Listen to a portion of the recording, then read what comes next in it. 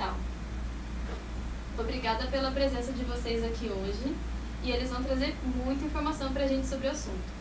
Mas, antes de iniciar essa rodada de conversa, eu queria agradecer também a presença de todo mundo que está acompanhando a gente aqui hoje, vocês que querem saber mais sobre o assunto, que querem saber da área de tratamento, de psicologia, nutrição. Obrigada pela presença de vocês, e esse espaço é todo de vocês. Então, mandem suas dúvidas pelo chat, perguntas que vocês queiram fazer sobre o assunto. E lembrando que para quem mandar alguma dúvida ou mesmo uma mensagem de boa noite aqui pra gente, vocês vão estar concorrendo a uma camiseta da campanha, tá? Então essa camiseta que nós estamos usando hoje, nós 4, vocês também vão estar concorrendo. Então não deixa de mandar mensagem por lá. Eu vou iniciar explicando um pouquinho a origem da campanha e como ela chegou aqui no Brasil, e depois eu passo a palavra para os nossos convidados. A campanha Algodão pela Vida, ela teve seu início lá em 2013, nos Estados Unidos, quando um produtor de algodão, cliente da Tama, nos procurou com um pedido diferente. Ele queria produzir uma solução de enfardamento para o algodão na cor rosa. E o motivo é que ele havia perdido a sua irmã para o câncer de mama, e ele queria uma forma diferente de homenagear a sua irmã e também de conscientizar as pessoas sobre a importância do diagnóstico precoce. E a Tama, recebendo esse pedido tão bonito, se prontificou em produzir essa solução de enfardamento, e junto com o time de engenharia, eles produziram o Tama Wrap Pink a tempo ainda de ser lançado naquela safra de 2013. E foi assim que iniciou o Tama Wrap Pink, e junto com ele a nossa campanha Cotton for Life, que é o nome em inglês do Algodão pela Vida. O movimento foi ganhando força, se espalhando para outras regiões, outros países. E em 2019, ele chegou aqui no Brasil também e teve a sua primeira edição. Em 2020, o segundo ano aqui no Brasil, a gente colheu 75 mil hectares de algodão utilizando o Pink, e parte do lucro obtido com a venda desse produto é destinada para instituições que ajudam no apoio e tratamento a pacientes com câncer de mama. E a gente espera que esse projeto, que essa campanha, né, ela cresça cada vez mais e possa ajudar mais mulheres e levar informação a mais pessoas. A gente espera também que as pessoas comecem a entender a importância de se cuidar, do conteúdo, da informação. Então, é sobre isso que a gente vai falar hoje, sobre os cuidados com a nossa saúde. E para falar sobre isso, eu vou passar agora a palavra para o nosso convidado, Dr. Luiz. Dr. Luiz, boa noite. Obrigada pela sua presença aqui com a gente. Você poderia explicar um pouco como que funciona o autoexame?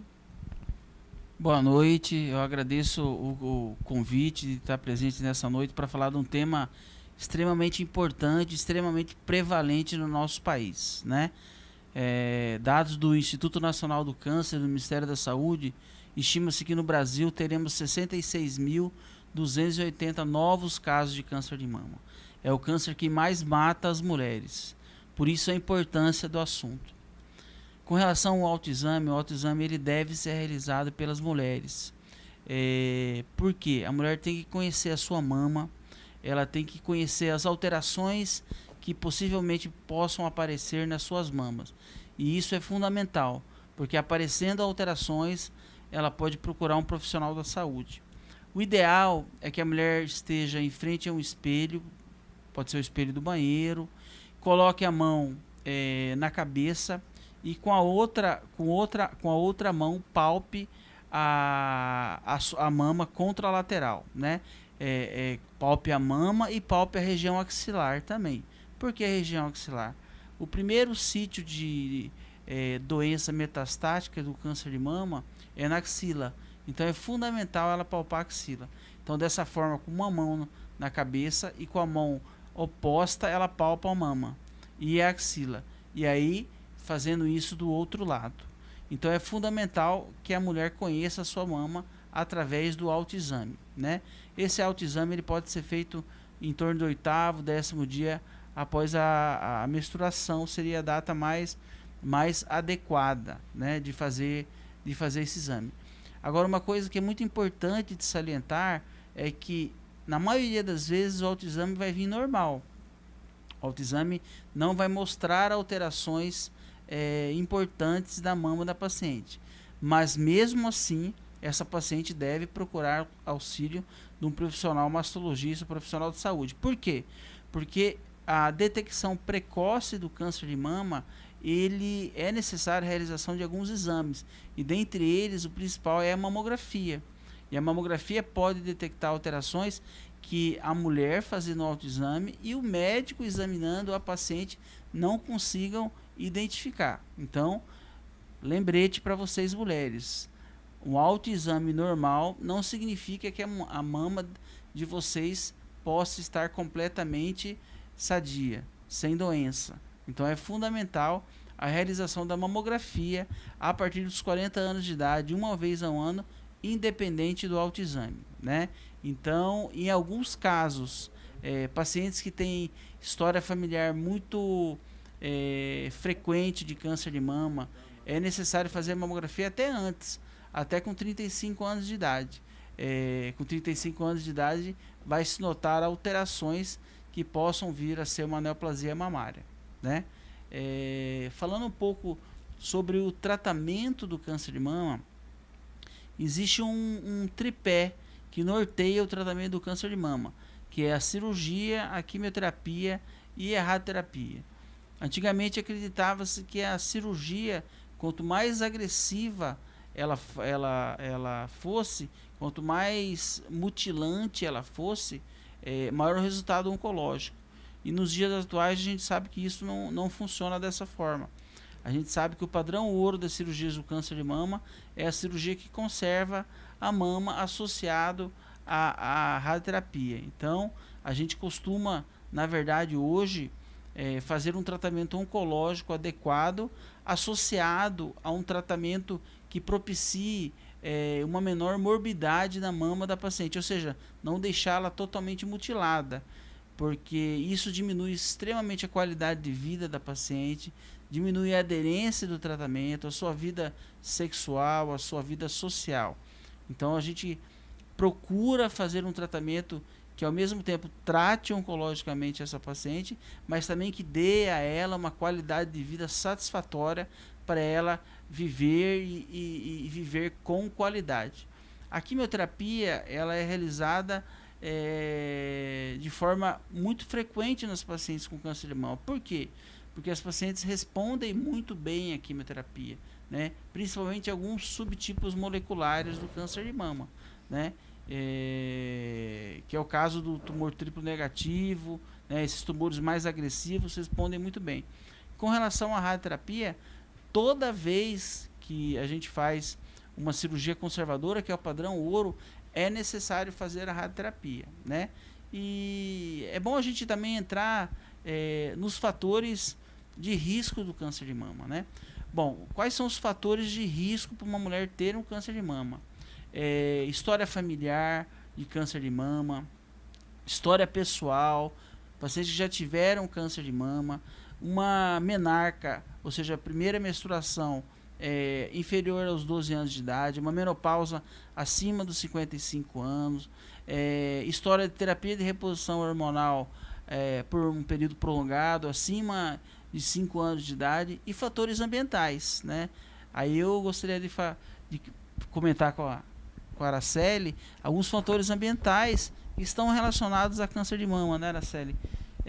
Como obesidade, alcoolismo, e aí o que a gente pode orientar essas pacientes com relação a esses dados? Boa noite, eu sou a Araceli, nutricionista, como a Laura já apresentou, agradeço o convite da Tama para estar aqui. E é isso, Luiz. Então, os fatores ambientais, eles são fatores que a gente fala como fatores modificáveis, ou seja, são aqueles que a gente pode modificar. Então, hábitos e estilo de vida, nós conseguimos modificar. Então, quando a gente pensa em câncer de mama, vai falar, nossa, mas o que tem a ver a alimentação, né? Por que a nutricionista está falando sobre câncer de mama? Então, a alimentação, ela corresponde a 35% dos fatores de risco para câncer, como um todo. Então, isso não descarta o câncer de mama. Então, é muito importante que nós cuidemos da nossa alimentação. Então, uma alimentação saudável. Então, a a Fundação Mundial de Pesquisa ao Câncer, eles orientam, né, recomendam, na verdade, um tripé para a prevenção de câncer. Então, sendo alimentação saudável, prática de exercício físico e controle do peso. Então, se a gente parar para pensar, esses são fatores de riscos modificáveis. Então, que a gente pode modificar na nossa vida. Então, a gente pode escolher alimentar melhor, nós podemos escolher praticar exercício físico, nós podemos escolher manter o nosso peso. Então, isso tudo são fatores que vão prevenir o câncer. E quando a gente fala de câncer de mama, a gente chama bastante atenção para o álcool, para o consumo de álcool. Os estudos mais recentes estão dizendo que o consumo de álcool entre as mulheres tem aumentado consideravelmente e que o álcool ele está muito relacionado ao desenvolvimento do câncer de mama, especificamente. Então, é muito importante que nós saibamos que o consumo de álcool ele deve ser moderado. Então, fala assim, nossa, mas quanto seria um moderado, né? Qual é a quantidade recomendada? O que a gente fala? Então, esse guia, né, da Fundação Mundial de Pesquisa ao Câncer, ele fala que 150 ml de cerveja e 50 ml de qualquer destilado. Então, isso aí as pessoas ainda falam, nossa, mas isso é muito pouco, então eu prefiro não beber. Não bebam. Né? Então, melhor a gente modificar esse nosso hábito. E quando a gente também fala sobre a obesidade, né? Então, quando a gente fala do controle do peso, a gente tem que falar sobre a obesidade. A gente sabe que o câncer também, ele acontece por um certo grau de inflamação do nosso organismo. E a obesidade, ela já traz um certo grau de inflamação para o nosso organismo. Então, isso é um fator que pode ser mais suscetível a que você desenvolva o câncer. Então, é muito importante que a gente consiga aí fazer o controle dos nossos hábitos de vida, do nosso estilo de vida, né? Então, se a gente consegue nos alimentar melhor, vamos comer aquilo que a gente realmente consiga saber que aquilo é um alimento. Quando você pegar um rótulo de um alimento e ler aquele rótulo e olhar lá no ingrediente, tem um monte de letra lá que você não conhece, um monte de sigla, você sabe que esse alimento, ele é um alimento que pode ser considerado como ultraprocessado, ou seja, que não traz benefícios para o nosso organismo. Quando você pega um ingrediente que você conhece, que tem lá açúcar, farinha de trigo, tomate, milho, sal, são alimentos que são do nosso cotidiano. Então, esses alimentos, eles até podem ser industrializados, eles podem até ter passado por um processo de industrialização, mas eles ainda são mais saudáveis para que nós possamos consumir. Então, é muito importante aí, então, destacando a alimentação nesse fator de risco para o câncer de mama. Gostaria de chamar a atenção, Araceli, quando você fala sobre o consumo do álcool, normalmente a gente procura o álcool para dar prazer, né? O consumo da bebida alcoólica ele vem com motivo de satisfação, né? Alegria, prazer. E aí a gente pode falar um pouquinho dessa situação em que a gente se encontra de ter que buscar alegria nesse tipo de hábito, né? E aí a psicologia vem como que de repente trazendo para a gente essa informação de que a falta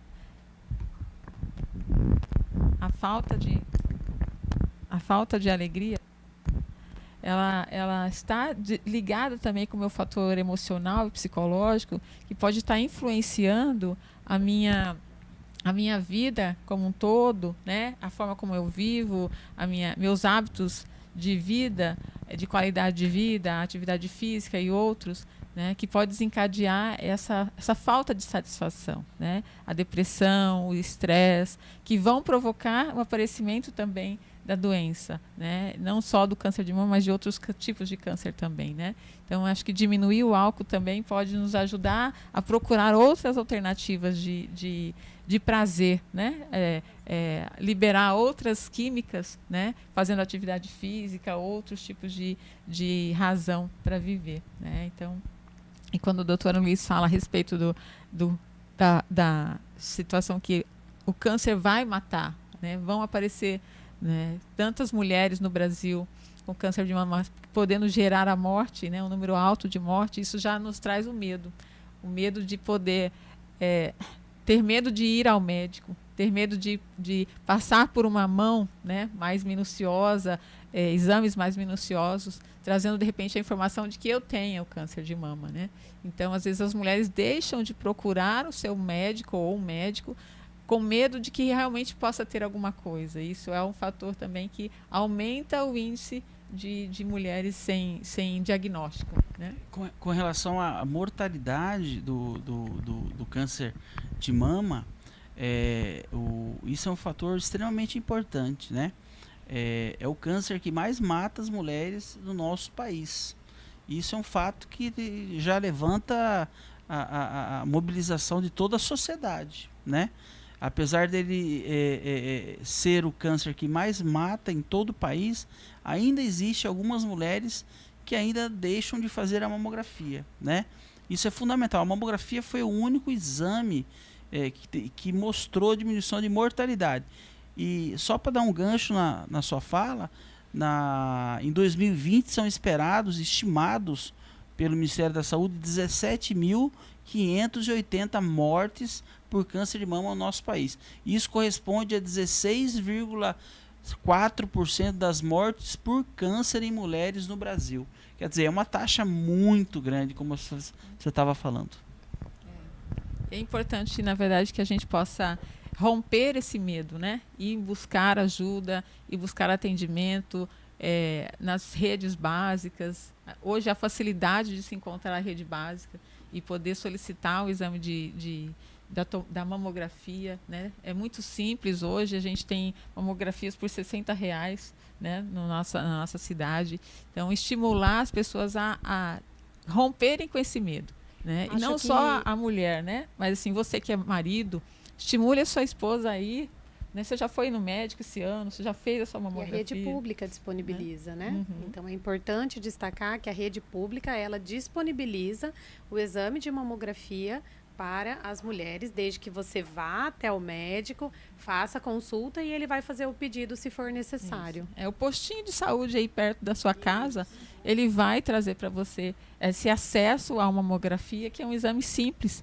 Eu já conheci algumas mulheres que tinham medo de fazer o exame, de sentir dor na realização do exame, né? Às vezes pode até realmente aparecer a dor, mas é uma dor que pode trazer muito mais alegria depois, né? E houve uma evolução muito grande nas mamografias, né? A gente iniciou a trabalhar com mamografias analógicas, que eram mamografias muito, entre aspas, sensibilidade um pouco mais baixa, porque ainda com 40 anos de idade, 41, até mulheres até com 50 anos de idade, tem uma mama muito densa, né? Então a mamografia analógica encontrava alguma dificuldade para identificar alguma microcalcificação, algum nódulo mamário, e esse exame acabava sendo complementado por ultrassom. Hoje a gente tem as mamografias digitais que melhoraram muito, que são indicadas nas pacientes mais jovens, né? A partir dos 40 anos de idade, melhoraram muito a imagem, a sensibilidade melhorou bastante, e temos a tomossíntese também, né? Já que bem melhor que a mamografia digital também. Então, cada vez mais, de uma forma geral, o estudo imaginológico da mama vem melhorando, com as mamografias mais refinadas, com a introdução de ressonância, né? Mas a gente está falando muito de mamografia. E nas pacientes abaixo dos 40 anos de idade, onde apareceu algum nódulo, onde ela notou no autoexame alguma alteração, o médico notou alguma alteração nessas pacientes. É fundamental colher uma história importante do câncer de mama na família dessa paciente. Se houver uma história importante de câncer de mama, o ideal é que essa paciente seja procedida a uma mamografia e um ultrassom. Se não houver uma história importante, o ultrassom seria o método suficiente para identificar determinadas alterações a partir dos 35 anos de idade. Mas como nós vemos aqui, o câncer de mama é um câncer extremamente multifatorial, né? Não é só um fator que determina. Como a Araceli falou, nós não podemos fazer coisas que não modifiquem o risco de câncer de mama. Como, por exemplo, as pessoas não podem definir quando elas vão menstruar pela primeira vez, quando elas vão menstruar pela última vez, mas elas podem definir a sua qualidade de vida, né? Com relação a um estilo de vida melhor do ponto de vista alimentar, do ponto de vista de evitar o sedentarismo. Então isso é fundamental informar as pacientes. Isso é a chamada prevenção primária. Então, atuar na prevenção primária é fundamental. A prevenção secundária, o que é? É o diagnóstico precoce do câncer de mama, realizado através da mamografia. Eu acho também que assim, é muito importante um mito também, que as mulheres falam, eu não vou fazer a mamografia porque a mamografia tem radiação e aí eu vou ter mais risco de ter câncer de mama. Então tem um pouco disso, não tem, Luiz? Assim, desinformação, né? Porque a radiação de uma mamografia, ela é muito baixa, né? Na maioria das vezes ela deve ser realizada uma vez ao ano. E em alguns casos específicos, onde houve alguma alteração, mas essa alteração ela é provavelmente benigna, essa mamografia pode ser repetida com 6 meses. Né? Sem prejuízo para a paciente, do ponto de vista de radiação, né? Mas na maioria das vezes é relacionado, ela deve ser realizada anualmente. E tem algumas pacientes que perguntam para mim também, chegam ao meu consultório, lá no Hospital do Câncer, olha, fiz a última mamografia minha tem 5 anos, eu pergunto, mas por que 5 anos? Não, porque eu coloquei uma prótese e aí ela vai perfurar a prótese, né? Ou seja, é uma desinformação, porque a gente sabe que a mamografia não vai perfurar a prótese, né?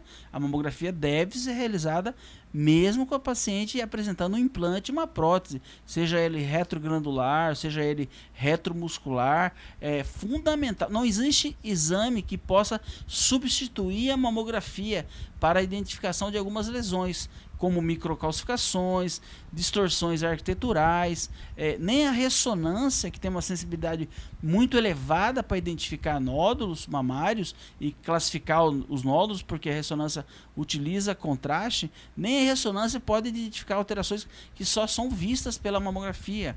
Então, isso tudo é falta de informação. Acredito que com essa nossa cada vez mais oportuna participação no Outubro Rosa, participação do médico, do nutricionista, do psicólogo, do enfermeiro, do fisioterapeuta, cada vez mais essa nossa participação nas mídias, cada vez mais nós levantamos as informações para as pacientes, essas situações tendem a diminuir.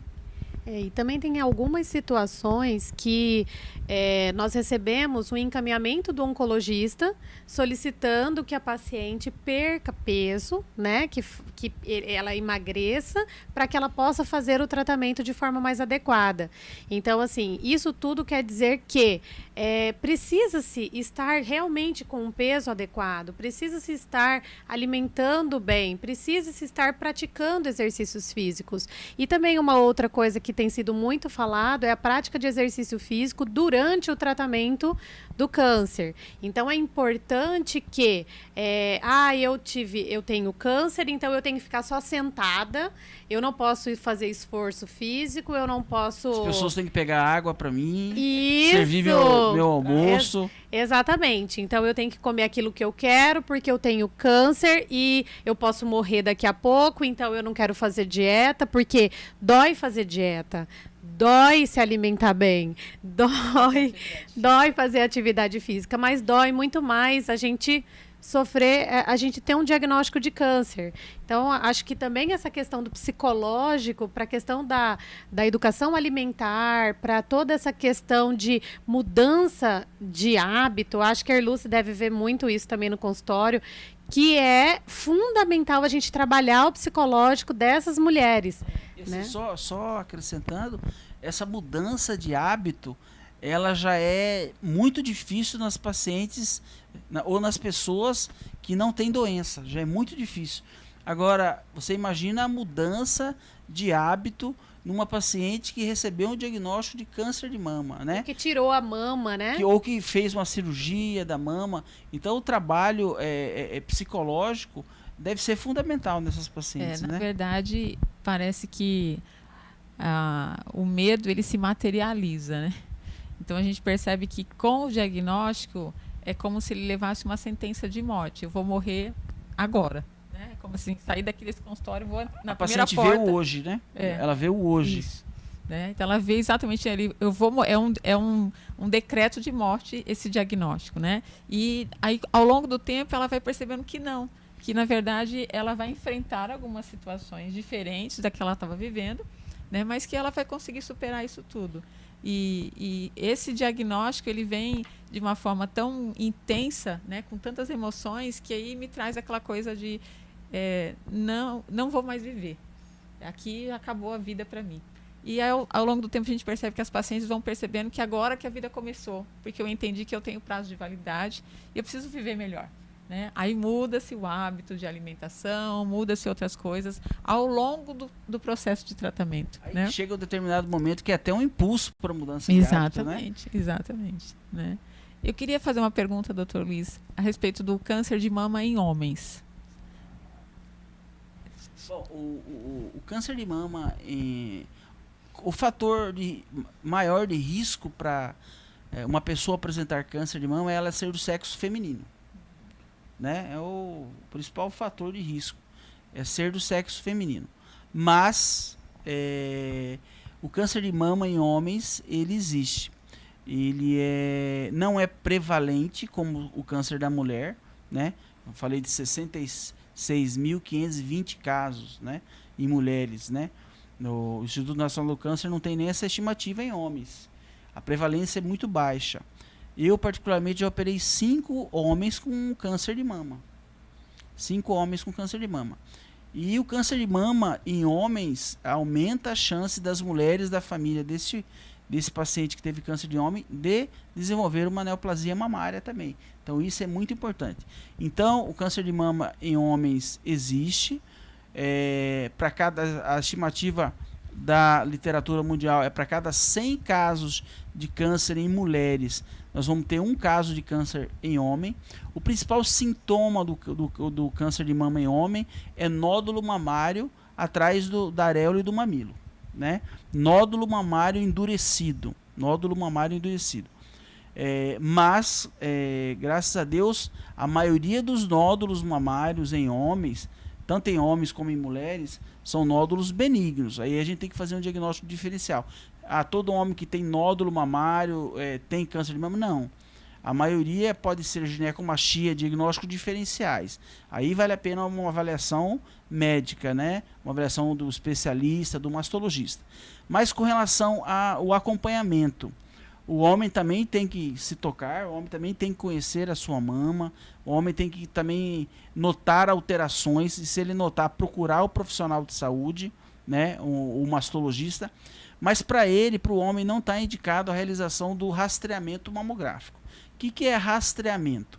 Rastreamento é você realizar um exame onde o paciente ou a paciente não apresentam qualquer sintoma, sinal ou sintoma. Isso é rastreamento. Igual eu falei do autoexame. Por exemplo, a mulher não apresenta nenhum sinal, nenhum sintoma. Mas mesmo assim, se ela tiver 40 anos ou mais, ela deve realizar a mamografia. Isso não ocorre com os homens. Por quê? Pela baixa prevalência da doença. Então, um homem com 40 anos, ele não deve ser realizada uma mamografia nele. Ele deve se preocupar com suas mamas, conhecer as suas mamas, né, de uma forma, e se houver alguma alteração, procurar imediatamente o especialista, né, que é o profissional mastologista. Com relação ao tratamento, o tratamento é muito semelhante do câncer de mama em homem e do câncer de mama em mulher, comparado com o câncer de mama em mulher, né? Na maioria das vezes se retira a mama do homem, é necessária a cirurgia da axila do homem também, e os critérios de quimioterapia, radioterapia, hormonioterapia, imunoterapia também são muito semelhantes, para não dizer iguais aos critérios da mulher. Tudo vai depender do tamanho da lesão, da presença ou não de linfonodos metastáticos na axila, vai depender da biologia molecular do câncer do homem. Todos esses fatores em conjunto, associados, o médico, o oncologista clínico, o mastologista, vai definir a melhor forma de tratamento. Ou só cirurgia com hormônio, ou só cirurgia mais quimioterapia, mais hormônio, muitas vezes radioterapia. Tudo isso vai depender de uma série de fatores. Mas é bom a população masculina ter ciência que existe câncer de mama em homens. Aproveita. A gente está com 2 perguntas aqui no chat, vou passar a primeira delas para vocês. Há maior chance de contrair a doença quando há casos na família? Só repetindo aqui, pessoal, acho que ficou um pouquinho baixo o áudio. A gente está com 2 perguntas no chat. A primeira delas é: há maior chance de contrair a doença quando há casos na família? Sem sombra de dúvida que sim, né? Casos na família ou caso na família é um fator de risco para paciente desenvolver uma neoplasia mamária. E aí nós temos que fazer uma anamnese, ou seja, uma conversa muito detalhada com essa paciente que teve um parente com câncer de mama. A gente tem que saber qual é o grau de parentesco, a gente tem que saber a idade com que essa paciente parente dela teve o câncer de mama. Quanto mais precoce aconteceu o câncer de mama numa baixa faixa etária, principalmente abaixo dos 40 anos, e um grau de parentesco como primeiro grau, maior o risco dessa paciente desenvolver neoplasia. Lembrando que em torno de 15% das neoplasias mamárias são de cunho genético, são de alterações genéticas, né? Então, as pacientes têm que ficar muito atentas a essa informação e que sim, uma paciente que teve câncer de mama na família predispõe a você, mulher, ter um risco maior de desenvolver uma neoplasia mamária, assim como eu falei, como de homem, né? Um homem que teve câncer de mama na sua família, uma mulher que teve um homem com câncer de mama na sua família, ela também apresenta um risco de câncer maior do que a população em geral. Isso já respondeu 2 das perguntas que a gente tinha aqui. A terceira é: mulheres com menos de 35 anos podem ter câncer de mama? Bom, isso sem sombra de dúvida, é uma pergunta muito interessante. A mamografia, ela foi estipulada a ser realizada a partir dos 40 anos de idade por basicamente 2 aspectos. Pela densidade do parênquima mamário, que você vai poder ver melhor o parênquima mamário, e pela prevalência do câncer de mama ser maior nessa faixa etária, né? Mas, infelizmente, existe sim a possibilidade de ocorrer o câncer de mama abaixo dos 35 anos de idade. Principalmente nas pacientes com história familiar de câncer de mama. E esses cânceres de mama, quando acontecem abaixo dos 35 anos de idade, eles costumam ser mais agressivos. Eles costumam ter um comportamento de uma agressividade maior. E os cânceres que acontecem acima dos 60 anos de idade costumam ser mais indolentes, né?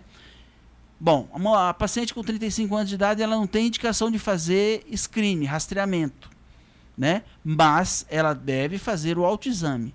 Ela deve fazer o autoexame e essa paciente, obviamente, vai ser acompanhada por um profissional ginecologista que vai também examinar essa paciente, e qualquer alteração que ocorrer nessa paciente do ponto de vista de alterações mamárias, o profissional ginecologista vai pedir o exame que ele acha necessário. Se ele acha necessário pedir uma mamografia com ultrassom ou só um ultrassom, então essa paciente ela não vai ser acompanhada teoricamente pela mamografia, mas ela já vai ser acompanhada pelo ginecologista dela e vai se tocar através do autoexame. Essas são as formas de se identificar câncer de mama abaixo de 35 anos de idade. A gente chama de câncer de mama em pacientes jovens, né? Então isso é muito importante. Dr. Luiz, muito obrigada pela sua resposta. A gente falou até bastante sobre o diagnóstico e surgiu agora uma dúvida quanto ao tratamento. Quais são os tipos de tratamentos existentes para o câncer de mama? Olha, o câncer de mama passou por uma revolução, o tratamento dele nos últimos 10 a 20 anos. Antigamente acreditava-se que a melhor forma de tratamento do câncer de mama era só olhar o tamanho do câncer, se ele tinha nódulos metastáticos nos linfonodos e se ele tinha metástase à distância, né?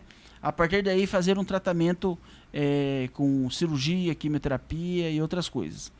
Hoje é fundamental a gente definir que tipo de câncer de mama essa paciente tem. Câncer de mama é uma coisa genérica. Dentro do câncer de mama existem várias doenças e nós temos que subclassificá-las de forma correta, do ponto de vista molecular. Subclassificando elas do ponto de vista molecular, associada a esses outros fatores que eu falei, tamanho, doença no linfonodo, doença metastática, a gente vai tratar adequadamente as pacientes, né? E esse tratamento pode constituir em cirurgia, pode constituir em quimioterapia ou quimioterapia neoadjuvante antes da cirurgia ou quimioterapia adjuvante após a cirurgia. A radioterapia pode ou não ser realizada, dependendo desses achados. A radioterapia ela pode ser, na grande maioria das vezes, ela é adjuvante, mas em alguns cenários pontuais ela pode ser neoadjuvante antes da cirurgia. A gente pode usar hormônio nas pacientes que expressam receptores hormonais. Aí as pacientes perguntam para mim, doutor, mas eu estou com câncer de mama, vou tomar hormônio?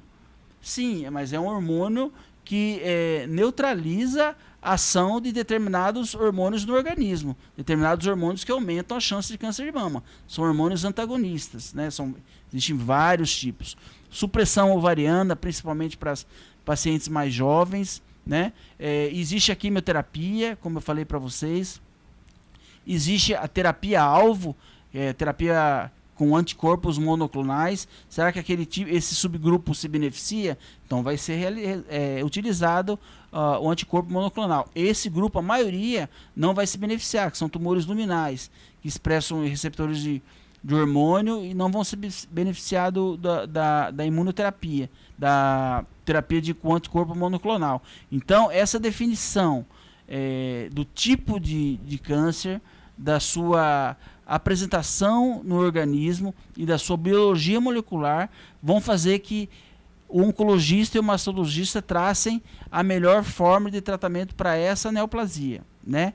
E a melhor forma de tratamento para essa neoplasia depende da opinião e da conversa entre vários profissionais, né? E sempre lembrando, o tratamento do câncer de mama ele é individualizado, né? Eu sou cirurgião oncológico, faço reconstrução mamária no Hospital do Câncer há vários anos. Então, até a reconstrução mamária que a gente vai fazer em determinada paciente, ela é individualizada. Depende do tamanho da mama, que cirurgia que a gente vai fazer para combater esse câncer. Depende do grau de obesidade, né? Como a Araceli falou. Depende de uma série de fatores. Mas esse arcabouço de informações que vão levar a gente a fazer o melhor tratamento por câncer de mama, que é complexo, por isso ele não pode ser deixado na mão de uma única pessoa, de um único profissional. Por isso é necessário uma equipe profissional capacitada, uma equipe profissional envolvida, um mastologista, um oncologista clínico, psicólogo, enfermeira, nutricionista, fisioterapia, para que no final essa paciente receba a melhor forma de tratamento disponível hoje na atualidade. Surgiram algumas novas perguntas aqui no chat. Obrigada, pessoal, pela participação. Eu vou trazer primeiro as do Vitor, porque elas dizem respeito a depois do tratamento, o que acontece depois, né? Então, ele falou que a tia dele fez uma cirurgia para retirada da mama e tem muita dificuldade até para fazer coisas do dia a dia, como pegar coisas no armário. O que deve ser feito nesses casos? Tem algum tratamento que possa ser feito depois da cura do câncer? Olha, pelo que eu entendi da pergunta, não sei se meus colegas aqui vão entender a mesma coisa que eu, ela está tendo dificuldade do ponto de vista de movimento do membro superior, né? Então, lá no Hospital do Câncer de Mato Grosso, nós temos o serviço de fisioterapia, né? É fundamental a realização de fisioterapia para melhorar a mobilidade, porque o que acontece no tratamento do câncer de mama? É realizada uma cirurgia, e essa cirurgia mexe com a mama, não só com a mama, ela mexe com a mama, com o músculo muitas vezes, ela mexe com os linfonodos axilares, e na axila, que é uma região do nosso corpo, passam inúmeros nervos, né, inúmeros nervos. Essa manipulação neural, ela pode causar uma deficiência de mobilidade do membro superior ipsilateral ao câncer de mama. Então, é fundamental o planejamento de fisioterapia pós-operatório, com fisioterapia, com uso de algumas meias, drenagem linfática, isso é fundamental. O que eu falaria para o nosso ouvinte, para o Pedro, né? É Vitor. Para o Vitor, é que a sua mãe procure um profissional fisioterapeuta que vai definir a melhor forma de fazer com que a mobilidade do membro superior da sua mãe seja melhorada. Restabelecida de uma forma completa é um processo gradual, mas que ela possa ser melhorada. Doutor Luiz, obrigada pelo esclarecimento. E como o Vitor comentou, né, que a tia dele teve que fazer a remoção da mama, o Igor trouxe uma outra questão. Quais são os casos em que é necessário fazer a retirada da mama? Então, como eu falei, hoje o padrão ouro pro câncer de mama, para o tratamento cirúrgico do câncer de mama, é a cirurgia que conserva a mama. Porque ela traz, do modo geral, o mesmo benefício da retirada completa da mama sem a mutilação, né?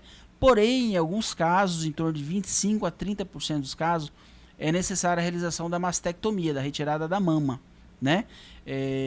Porque o tumor se localiza em várias regiões, são vários nódulos mamários, ele é disseminado, então a mama é muito pequena. Se a gente for fazer uma cirurgia conservadora, ela vai ficar muito defeituosa. Nesses casos está indicado a realização da mastectomia. Nós procuramos cada vez mais, quando a gente faz a mastectomia, realizar a reconstrução mamária imediata após a mastectomia, para que a paciente não tenha justamente a perda da qualidade de vida, da sua qualidade de vida, que ela possa ser submetida à mastectomia e no mesmo momento a reconstrução. E essa reconstrução pode ser feita com prótese, com expansor ou com o próprio tecido da paciente. Mas ainda assim, hoje, como eu falei, existe a possibilidade de 25% a 30% dos casos das pacientes com câncer de mama serem submetidas a tratamento com mastectomia. Sempre lembrando que o padrão ouro é a quadrantectomia, mas muitas vezes é impossível tratar oncologicamente determinado tipo de tumor, determinadas lesões que se disseminam na mama, conservando a mama. Aí está indicada a mastectomia. Eu queria falar um pouquinho a respeito dessa, logo em seguida, fazer a reconstrução, de como é útil para a mulher, né? Enquanto mulher, se sentir feminina, por causa dos seus relacionamentos, né? Do seu esposo, do seu companheiro. Então, isso, na verdade, aumenta a sua autoestima e no processo de tratamento ele ajuda ela, né, a se sentir realmente uma pessoa inteira. Porque na maioria das vezes a pessoa se sente faltando um pedaço, eu não sou mais mulher, porque agora fiquei sem a metade da minha mama ou a minha mama inteira. E a importância de se fazer isso na mulher, de como isso vai melhorar no processo de relacionamento dela, nesse apoio emocional, nessa qualidade de vida dela. Também aquela questão importante de falar que na reconstrução também existem aquelas técnicas de micropigmentação, né? Então, assim, para fazer o desenho da areola novamente. Então, para tentar estruturar uma mama como ela é. Inclusive, Araceli, nós tivemos a jornada agora no Hospital do Câncer de reconstrução mamária, a nossa 5ª jornada de reconstrução mamária do Hospital de Câncer de Mato Grosso. Se Deus quiser, ano que vem teremos outra. E que as pacientes que foram reconstruídas as mamas, elas vão passar por uma dermopigmentação, né? Já temos, nós estamos esperando a cicatrização adequada, nós estamos esperando a recuperação completa dessas pacientes, e essas pacientes vão passar por um processo de dermopigmentação, reconstrução da sua areola com dermopigmentação, o mamilo em 3D, então tudo isso aí para promover a qualidade de vida e reconstruir a mama de uma forma completa, né? Isso é fundamental. A gente tem mais algumas perguntas aqui no chat. Você tinha comentado, né, doutor Luiz, a porcentagem de casos que é necessário fazer a retirada da mama. Mas a gente também queria saber se tem alguma porcentagem que indica a recorrência de câncer de mama em mulheres que já se curaram. Olha, essa é uma pergunta muito interessante e muito difícil de fazer, de responder. Por quê? Porque vai depender de uma série de fatores, né?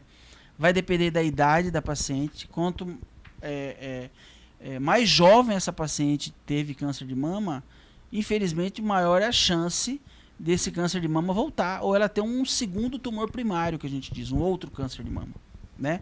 A gente tem que definir, a gente tem que separar duas coisas. Uma é recidiva, o tumor voltou, recidiva. E outra é um segundo tumor primário que não tem nada a ver com o primeiro tumor, né? Então as pacientes mais jovens, elas têm um risco de ter uma recidiva e também um segundo tumor primário. E outras variáveis que vão depender também é o que estadio foi apresentado o tumor e que tipo biológico, do ponto de vista molecular, esse tumor se apresentava, né? Tumores com biologia molecular desfavorável, tem um tumor triplo negativo, por exemplo, ele tem uma taxa alta de recorrência no sistema nervoso central, né? Tumores luminais, eles recorrem num período mais à tarde da evolução, depois dos 5 anos, né? Mas a grande maioria da recorrência local se dá nos primeiros 2 anos, né? Então é uma série de informações relacionadas a paciente, relacionada ao tumor, relacionada à biologia molecular, que vão dar para nós, médicos, a maior probabilidade dessa paciente apresentar uma recorrência neoplásica, né? Então, juntando todos esses fatores, a gente vai poder avaliar de uma forma mais global e avaliar um risco maior que essa paciente apresenta de ter uma recorrência. Obrigada, doutor Luiz. A Suzana também queria saber se a incidência da patologia ela tem diferença nas várias regiões do país. Tem, sim. O câncer de mama ele é mais frequente na região sul e sudeste. Eu acredito por vários fatores, por fatores genéticos e por fatores ambientais, né? Eu acho que nosso país há do ponto de vista econômico, há uma diferença muito grande, né? E a região sul e sudeste foram as regiões que inicialmente houve um maior impacto da mudança da qualidade de vida e a mudança da vida das mulheres, né? As mulheres que antigamente, teoricamente, não bebiam, passaram a beber bebidas alcoólicas. As mulheres que ficavam em casa e tinham filhos começaram a trabalhar mais cedo, deixaram a parte de ser mãe do ponto de vista mais tarde, de engravidar do ponto de vista mais tarde. Então todas essas mudanças ambientais nessas duas regiões propiciaram um aumento da prevalência com relação a outras regiões do país, né? Por exemplo, a região norte e a região nordeste tem uma prevalência bem menor do que a região sul e a região sudeste, né? Então, na minha opinião e na opinião de vários autores, essas alterações são por conta da mudança da qualidade de vida dessas mulheres nesses específicos lugares. E quando a gente fala de mudança de qualidade de vida, é possível associar o nível de estresse em cada região com essa qualidade? Com certeza, né? Porque uma cidade grande, você passa mais tempo no trânsito, você demora mais para chegar na sua casa, estar com a sua família, você tem um excesso, né, de carga horária para o trabalho, as pessoas estão mais indispostas para um relacionamento, né? Os relacionamentos familiares são muito mais restritos, os núcleos familiares são bem pequenos, né? Então, tudo isso influencia nesse processo do adoecer. Entendi. A gente tem mais uma pergunta aqui no chat do Vitor, que a gente já respondeu sobre a tia dele, né, que havia retirado a mama. E ele queria saber, o primeiro comentário na quimioterapia, a pessoa também fica enjoada. Tem vezes que não consegue comer direito. Tem alguma vitamina que a pessoa pode tomar nesse processo? Bom, então, pensando aí no tipo de alimentação durante a quimioterapia, é muito importante ressaltar que o quimioterápico, ele realmente depende do tipo do quimioterápico e aí essa paciente vai apresentar algumas alterações. Então, algumas drogas, elas são mais características para vômito, para náusea, para diarreia, para constipação, para anorexia, para perda de paladar. Então, é muito importante que a gente trate justamente o sintoma mais prevalente que seria a queixa da paciente. Mas os guidelines, eles nos ajudam aí, as recomendações, né, os guias de nutrição de todo mundo, eles recomendam hoje que o consumo de ômega 3 para quimioterapia é muito bom para redução da perda de apetite. Então, isso daí é uma recomendação, aí deve-se procurar um profissional, né, um nutricionista, para que ele possa fazer a prescrição adequada, tanto de quantidade, de fracionamento, de frequência desse ômega 3, a forma que você vai consumi-lo, né?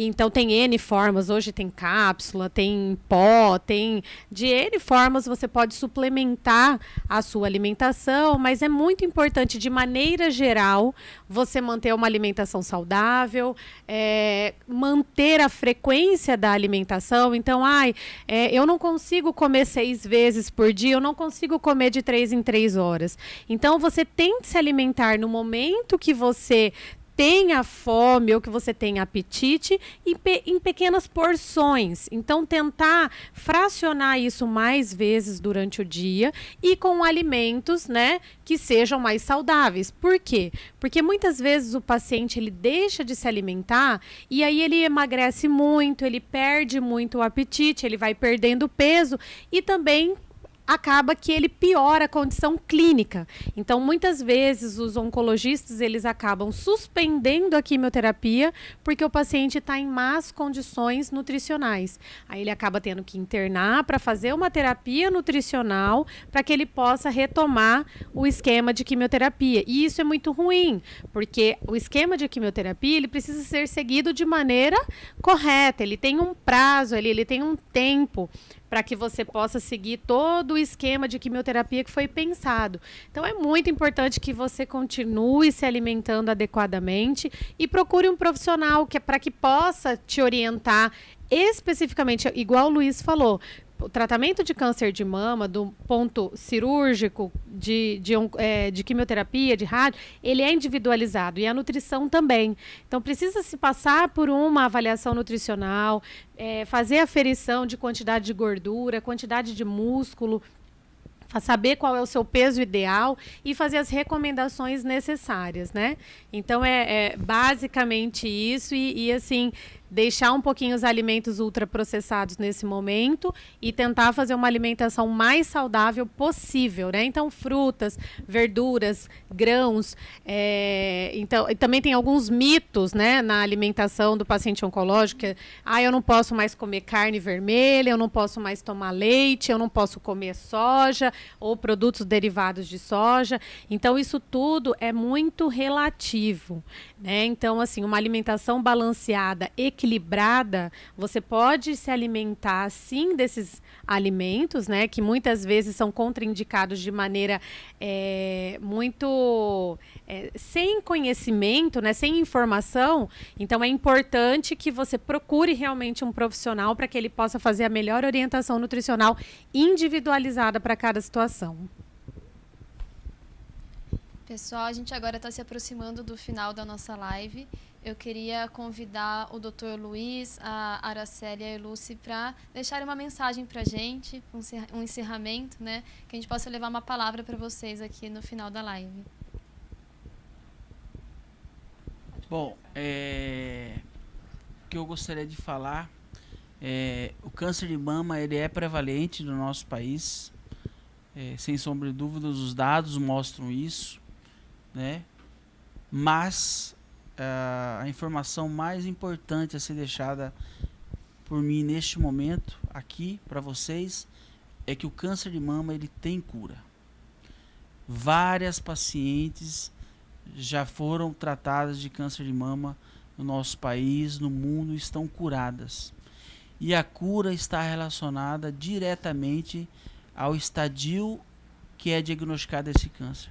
O câncer de mama precoce, ele traz uma taxa de cura em torno de 95% a 98%. Cuide das suas mamas, realize o autoexame, faça a mamografia, procure um profissional de saúde. Quanto mais cedo for diagnosticado o câncer de mama, maiores as chances da pessoa que foi diagnosticado o câncer obter a cura através dos métodos que hoje nós dispomos na medicina. Gostaria de agradecer mais uma vez e boa noite a todos.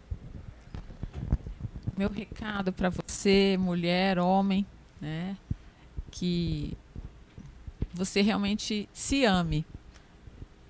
Dê essa oportunidade para você de se cuidar, de se autocuidado, né? Faça atividade física, né? Tire o álcool, procure outras alternativas que lhe dê prazer e consiga romper com seu medo. Se você tem medo, chame alguém para ir junto com você ao médico, né? Isso vai ajudar você a enfrentar todo esse momento de repente, não ter nenhum problema, nenhum câncer.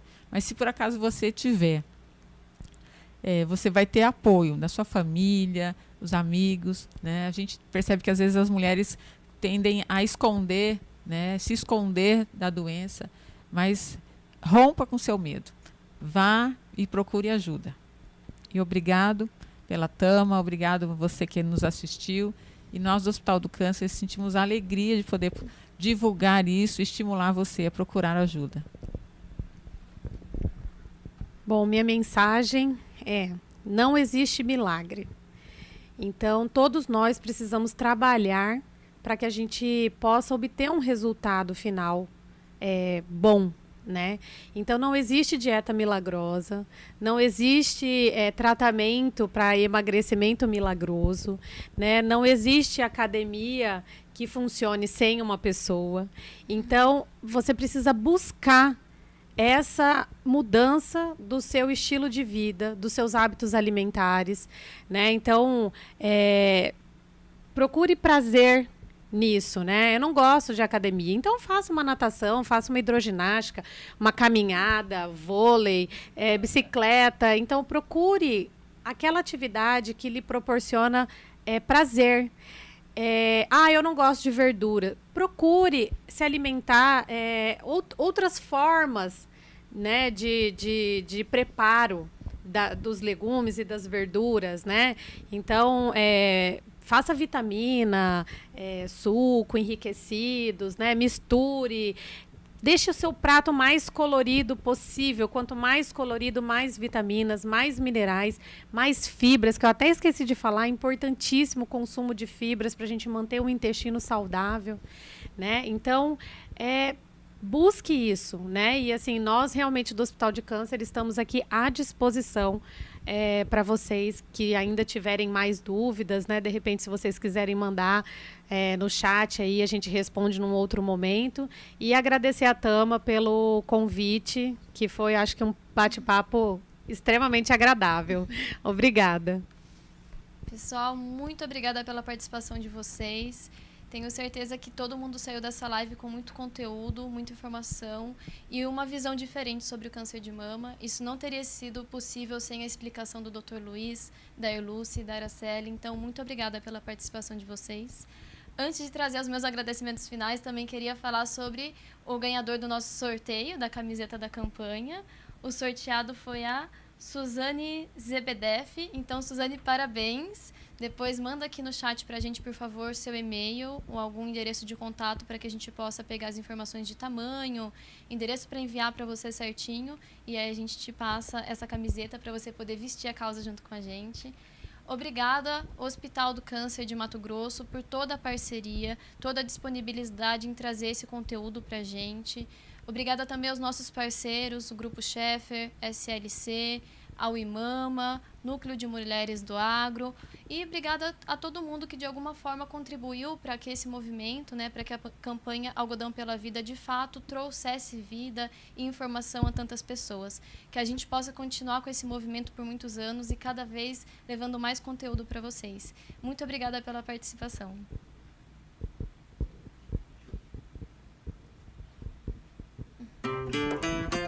A tecnologia encurta distâncias, elimina fronteiras, aproxima pessoas. A tecnologia está presente em diferentes áreas do conhecimento, na produção do algodão e também nas mais avançadas formas de diagnóstico de doenças.